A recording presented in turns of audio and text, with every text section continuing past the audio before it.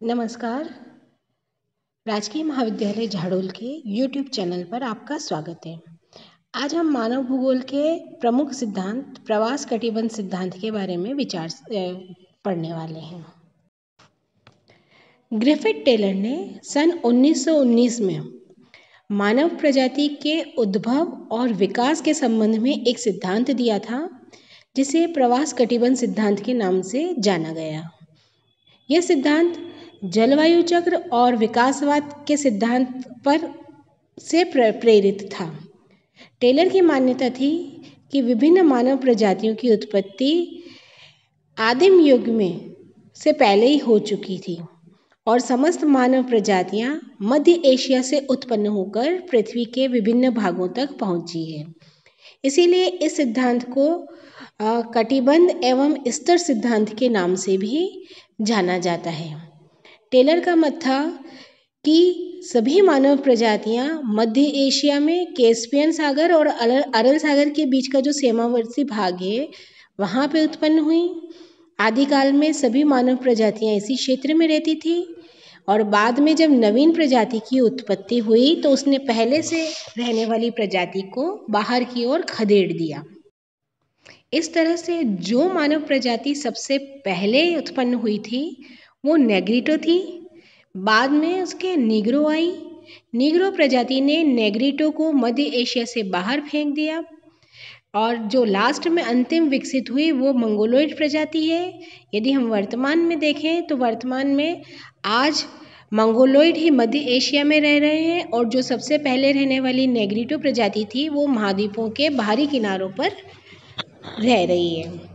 इस सिद्धांत के अनुसार संसार की समस्त मानव जातियां मध्य एशिया में उत्पन्न हुई और जलवायु के कारण इनके शारीरिक लक्षणों में बदलाव होते चले गए और नई प्रजातियां बनती चली गई। टेलर का मानना था कि पृथ्वी के विशाल भूखंडों में एक केंद्रीय महाद्वीप है जिसके 3 मुख्य प्रायद्वीप हैं, यूरेफ्रिका, ऑस्ट्रेलिया और अमेरिका। प्रत्येक महाद्वीप में जातियां कटिबंध या स्तर के रूप में पाई जाती है। ये सभी प्रजातियां, जैसा कि हमने अभी पहले सुना, कि मध्य एशिया से उत्पन्न हुई है। मध्य एशिया को इस मानचित्र में हमने नीले रंग के डॉट से दिखाया हुआ है। सबसे पहले जो प्रजाति थी वो यहीं रहती थी। इसके बाद जो भी प्रजाति उत्पन्न हुई वो इसी मध्य एशिया में हुई और उसने अपने से पहले वाली प्रजाति को बाहर की ओर खदेड़ दिया। इस प्रकार जो सबसे पहले नेग्रिटो प्रजाति बनी, उसके बाद नीग्रो प्रजाति ने नेग्रिटो को महाद्वीपों के किनारों की तरफ खदेड़ दिया और ये बाहरी किनारों की नीग्रो प्रजाति आदिम हो। प्रजाति विकास का प्रथम तत्व। सबसे प्राचीन आदिमकालीन जो प्रजातियां हैं वो महाद्वीपी किनारों की तरफ पाई जाती है, जिसमें तस्मानिया, कैप कॉलोनियों के उपनिवेश, ग्रीनलैंड और ब्राज़ील में आज भी नेग्रिटो प्रजातियां मिलती।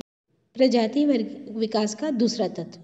सबसे अंत में विकसित हुई प्रजातियां केंद्र में पाई जाती हैं, जहां विकास को उद्दीपन करने वाली शक्तियां समस्त युगों में सर्वाधिक रही है। प्रजाति विकास का तीसरा तत्व। जहां प्रजाति विकास की प्रगति सबसे अधिक हुई है वहां आदिम प्रजातियों के भूमि में दबे हुए जो स्तर हैं वो भी सबसे अधिक मिले हैं। इन दबे हुए साक्ष्यों में हड्डियों की ठठरियाँ, औजार, शिल्प उपकरण, स्थानों के नाम, लोक कथा आदि में पाए जाते हैं। प्रजाति विकास का चौथा तत्व। विकास का क्रम दोनों ओर से एक ही रहता है, चाहे हम विकास केंद्र से बाहर की ओर जाते हुए कटिबंधों को पार करें अथवा विकास के केंद्र में नीचे की ओर के स्तरों को देखें। तो इस प्रकार निष्कर्ष यह निकलता है कि आदिम जातियां उन प्रदेशों में जीवित पाई जाती हैं जहां वे उत्पन्न नहीं हुई हैं।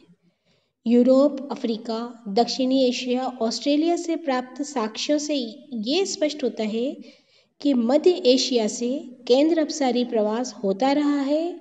यहाँ से तुर्किस्तान और अन्य निकटवर्ती क्षेत्रों में प्रजातियां गई हैं।